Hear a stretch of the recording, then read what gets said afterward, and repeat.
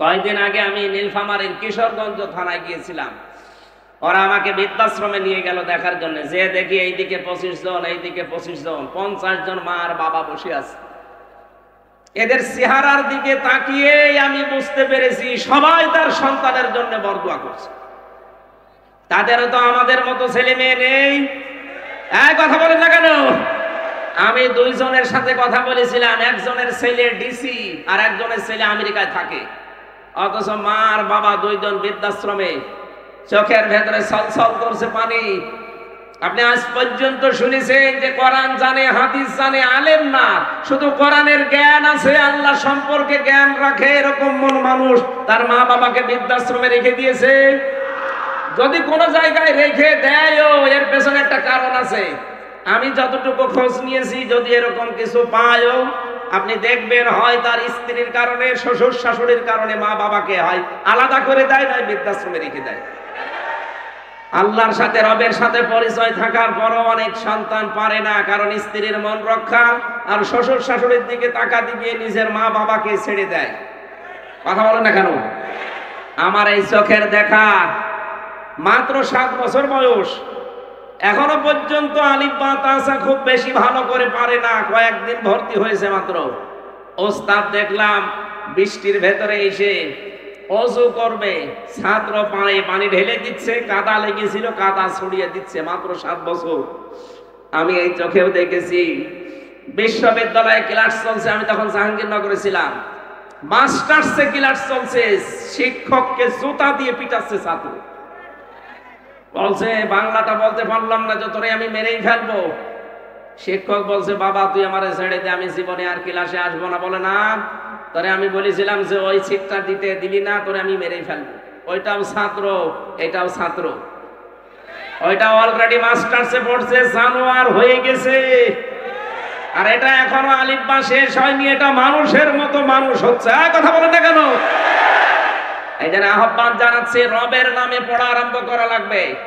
রবের সাথে আমাদের পড়ার পরিচয় নেই, এই জন্য আমরা অনেক জায়গায় যাওয়ার পরেও দেখি না কাঙ্ক্ষিত মানের মানুষ আমরা হতে পারছি না।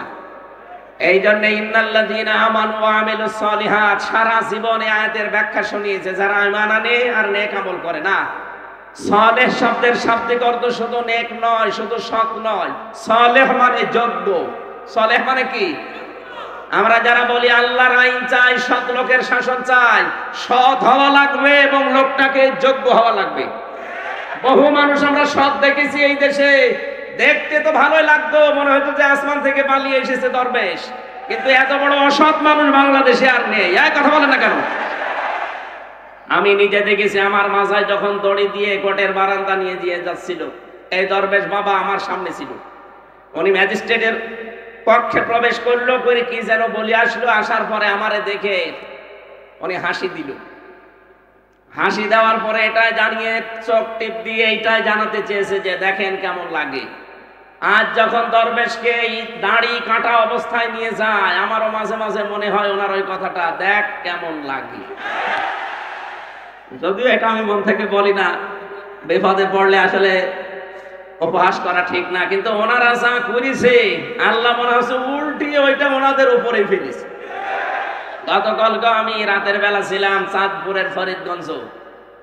ওই জায়গায় যেই মহিলা এতদিন পর্যন্ত আওয়াজ দিত যে ফিটনেস বিহীন বিএনপি, লাইসেন্স বিহীন জামাত, আল্লাহ ওনারে পুরা কথাটা উল্টিয়ে ওনার শরীরের উপরে আজ লাগিয়েছে। ওনার শরীরের কোনো ফিটনেস নেই আর ওনার লাইসেন্স তো শেষ।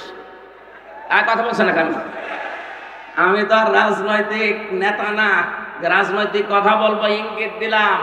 দুনিয়াতে যে যা করছেন ওইটা কিন্তু আল্লাহ উল্টিয়ে আপনার উপরে ফেলে দেবে। এই জন্য এমন কিছু করবেন না। সালেহ মানে কি বলছিলাম যেন?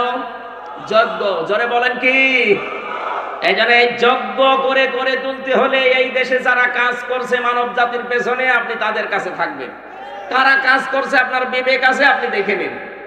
যারা ছোটবেলা থেকে গড়ে তুলতে চায় আপনার সন্তানকে, আপনার ছেলেকে, আপনার মেয়েকে, আমি যেহেতু এখনো পর্যন্ত এরকম বয়সে আছি, এজন্য আমার এই চোখে আমি যা দেখতে পাচ্ছি তাই আপনাকে শোনাচ্ছি। যারা মানুষকে সৎ এবং যোগ্য করে গড়ে তুলতে চায়, আপনার ইমানি দায়িত্ব হবে এখন আপনার ছেলে মেয়েকে ঠিক তাদের কাছে নিজে হাত ধরে দিয়ে আসা। নয়তো শেষ বয়সে আপনাকে বৃদ্ধাশ্রমে থাকা লাগবে, অথবা আপনার ছেলেকে দেখবেন বিভিন্ন নেশা ভান করে আপনার সামনে এসে উল্টাপাল্টা গালিগালাজ করছে। আল্লাহ আমাদেরকে হেফাজত করুন।